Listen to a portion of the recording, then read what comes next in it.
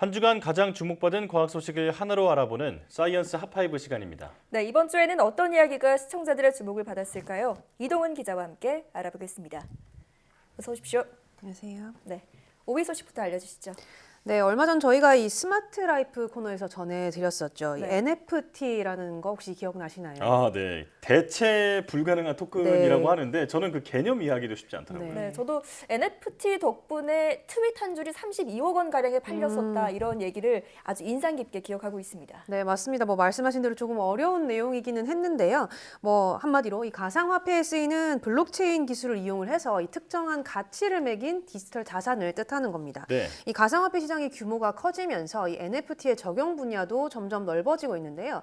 이 최근에는 한 업체가 이 한국 근현대 미술의 거장이죠. 이중섭, 박수근, 김한기 화백의 작품을 NFT 온라인 경매에 올리겠다 이렇게 얘기를 해서 논란이 일었습니다. 예. 이 업체는 실물 그림을 고화질로 스캔한 뒤에 이 블록체인 기술을 적용해서 디지털 파일로 만들고요. 이걸 이제 22개국에 동시에 온라인 경매로 팔겠다 이렇게 밝혔는데요. 문제는 작품의 이미지를 상업적으로 활용하려면 이 실물 소유권자뿐만 아니라 저작권자의 동의도 구해야 되는데 그런 과정이 없었던 겁니다. 네. 그러다 보니까 이 출품 예정인 작품에 대해서 위장 논란까지 나오게 됐고요.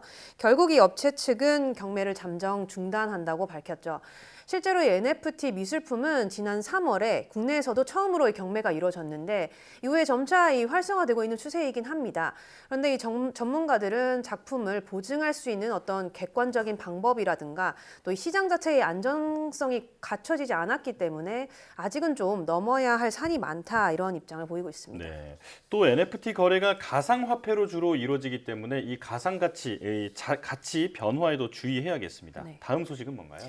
네, 이 날씨가 더워지면서 벌써 이 여름휴가 계획하시는 분들 많을 텐데 전국에 있는 곳곳에 해수욕장도 잇따라 문을 열기 시작했습니다. 네. 네. 근데 올해는 이 해수욕장을 찾으시려면 이 방문 절차를 미리 좀 확인하시는 게 좋을 것 같은데요.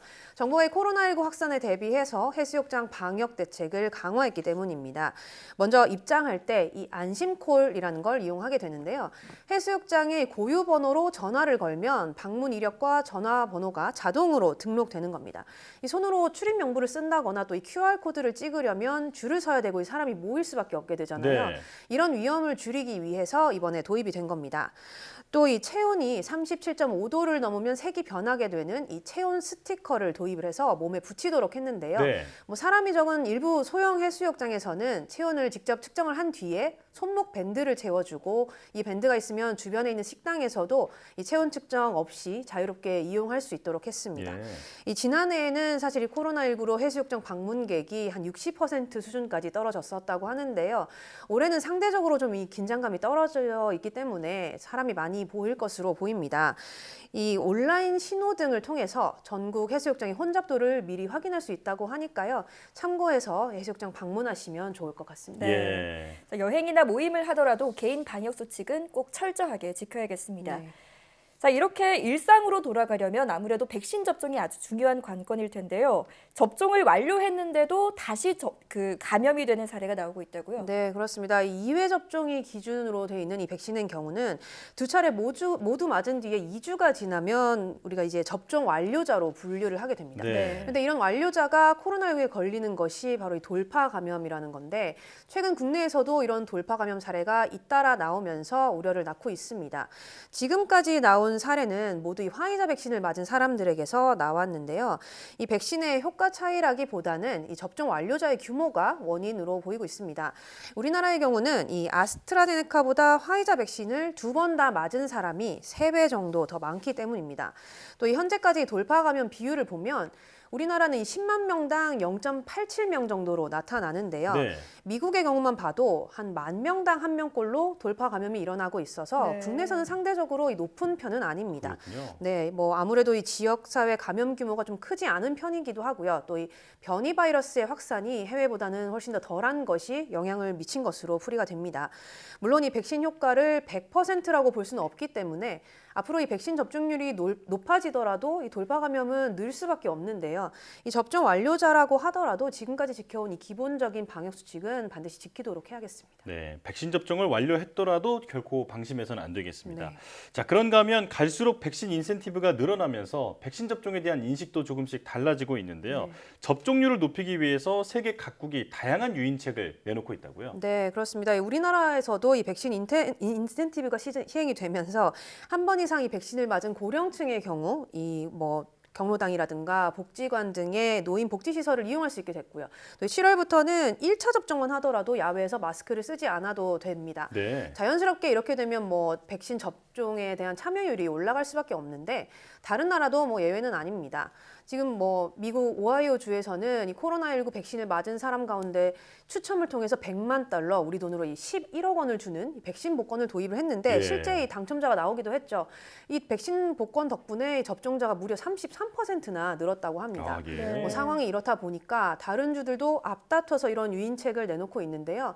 콜로라도주는 이 백신 접종자 중에 5명에게 각각 이 100만 달러의 상금을 주겠다 이렇게 밝혔고요. 뉴욕주 같은 경우도 이 추첨을 통해서 대학 등록금의 전액을 준다거나 또 이 최고액 500만 달러의 상금을 주기로 했습니다. 이 살인적인 집값으로 유명한 곳이죠. 홍콩의 경우는 이 아파트를 경품으로 내걸었는데 네. 접종자 중에 추첨을 통해서 1등에 당첨이 되면 우리 돈으로 15억 원이 넘는 새 아파트를 받을 수 있습니다. 네. 또 태국 치앙마이에서는 접종을 마친 주민을 추첨을 해서 매주 이 소 한 마리를 상품으로 주고 있고요. 또 이 세르비아 같은 경우는 백신을 맞은 모든 사람에게 쇼핑 쿠폰을 주기로 했습니다. 이처럼 세계 각국이 백신 접종률을 높이기 위해서 이제는 어떤 제재나 규제보다는 당근책을 점점 더 내놓고 있는 상황입니다. 네. 각 나라별로 내놓고 있는 유인책들이 꼭 효과를 거뒀으면 좋겠습니다. 자, 마지막 1위 소식은 무엇인가요? 네, 이번 주에도 이 지난주에 이어서 이 코로나19의 기원과 관련한 소식들이 많이 나왔습니다. 네. 이 지난주에 코로나19 바이러스가 이 중국 우한의 실험실에서 만들어졌을 수도 있다 이런 보도가 나오면서 논란이 다시 재점화됐는데요. 예. 이번에는 이런 주장을 뒷받침하는 논문이 언론에 공개가 됐습니다. 이 영국과 노르웨이의 두 과학자가 낸 논문인데요. 여기에는 이 코로나19 바이러스가 인위적으로 만들어졌다는 사실을 뒷받침할 수 있는 3가지의 근거가 제시가 됐습니다. 먼저 이 바이러스가 몸속에 침투하는 데 중요한 역할을 하는 이 스파이크 단백질에서 자연적으로 발생할 수 없는 유기화합물 구조가 발견됐다는 내용인데 예. 이 코로나19 바이러스의 스파이크에서 발견된 아미노산 배열이 인위적으로 만들지 않으면 나타날 수 없는 것이라는 겁니다. 네. 이 두 번째 근거는 바이러스가 자연에서 시작되지 않았음을 가리키는 이 독특한 지문들이 발견됐다는 거고요. 마지막은 이 중국의 연구기관이 자연적으로 발생한 바이러스의 전염력을 강화하는 어떤 연구를 한 적이 있다. 이런 사실이 확인이 된 겁니다. 이 논문을 낸 두 과학자들은 지난해부터 이런 주장을 펴왔지만 학계에서 무시당해 왔다면서 예. 이 국제학술지에 논문을 실을 예정이라고 밝혔죠. 이런 가운데 영국의 정보기관들도 현재 코로나19 바이러스의 우한 연구소 기원서를 조사 중이다 이렇게 보도가 됐고요.